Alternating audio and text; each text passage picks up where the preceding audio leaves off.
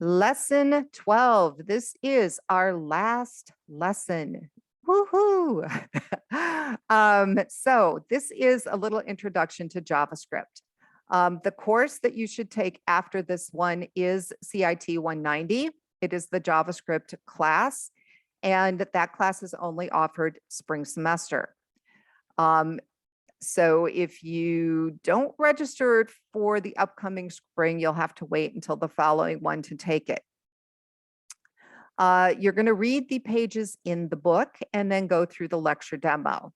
So in the lecture demo, I did not assume that you guys knew anything about JavaScript.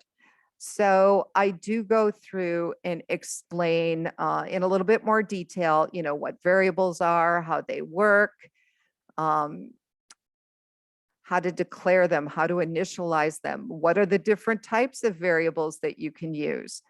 Then we get into coding very simple JavaScript exercises.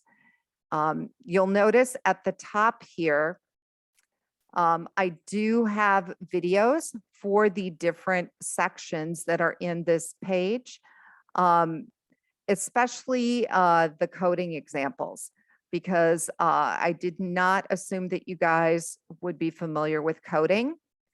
So when we get into the interactive JavaScript coding examples, I have videos that explain what they do.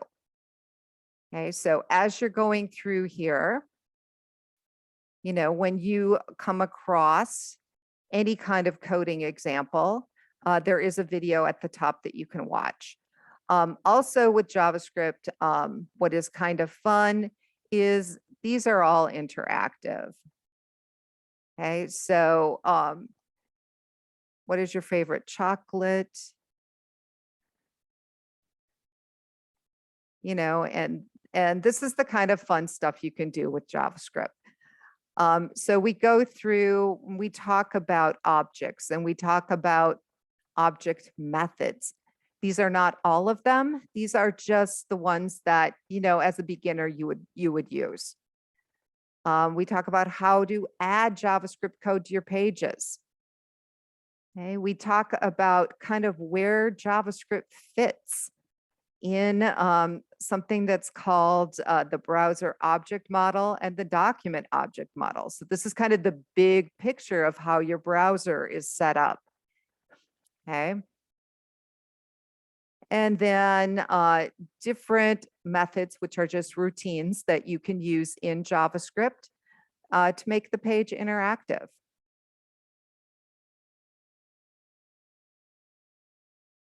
Okay, so as you go through here, you can do this kind of stuff,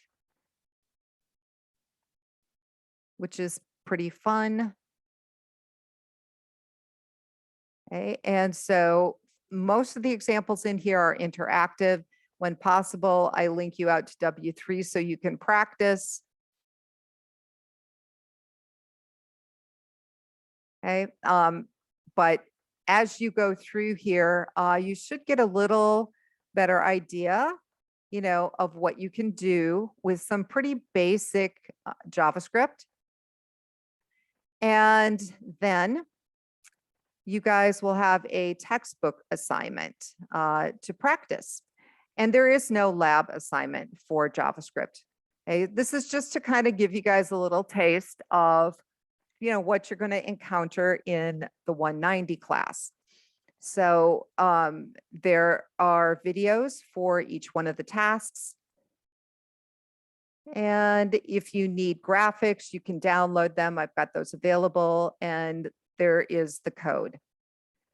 So this will give you a little taste of different things you can do in JavaScript. And again, lots of videos and files that you can download if you need them. We also have our last exam. These exams are designed for you to practice for the certification exam. So this one is just like the others, where you get to take the test 3 times and your highest score is going to be used.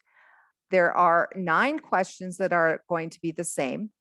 Okay, so if you take the test 3 times, you're going to see the same 9 questions each time. And then the other ones are random. Okay, this is open book, open note with no time limit. After the test, you do need to create a Certaport account. Your exam has to be taken at the Professional Testing Center, and they are expecting you to have a Certaport account. You must have that in order to take the test. Not only do you need the Certaport account, but you need to know what your username and password are. So if you don't have one, you're going to register. And if you do have one, I still want you to log in and do a little screenshot like this. And then you're going to submit the screenshot for points.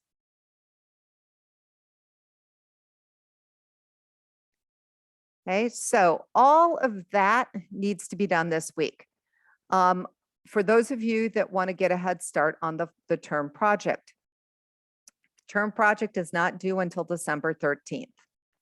Okay, I've got the directions, and I also have a checklist, which basically took the directions and put them into a list that you can print, and then you can check these things off as you complete them. Okay, so the directions in the checklist are the same thing. They're just put together a little different. So this is similar to the responsive page lab assignment, but there's more requirements. So if you want to use your responsive page as a basis for this, you can. You still need a final project folder. And in that folder, you're going to need a media and a CSS folder. Okay. And as you are designing, you need to think about the purpose, the audience, the color scheme, and why you chose it, and your layout and design, because those are things that you are going to have to share in the showcase. And then we get into minimum HTML requirements and what is expected for your index and print CSS files. Okay, so that is the project, and you can see here are where the points are kind of distributed, but I would definitely take a look at the checklist because that is much more specific as far as scoring and points. Okay, so not due for a while, but a lot of people like to get on this early. So if you have questions or you run into problems, let me know, and have an awesome week.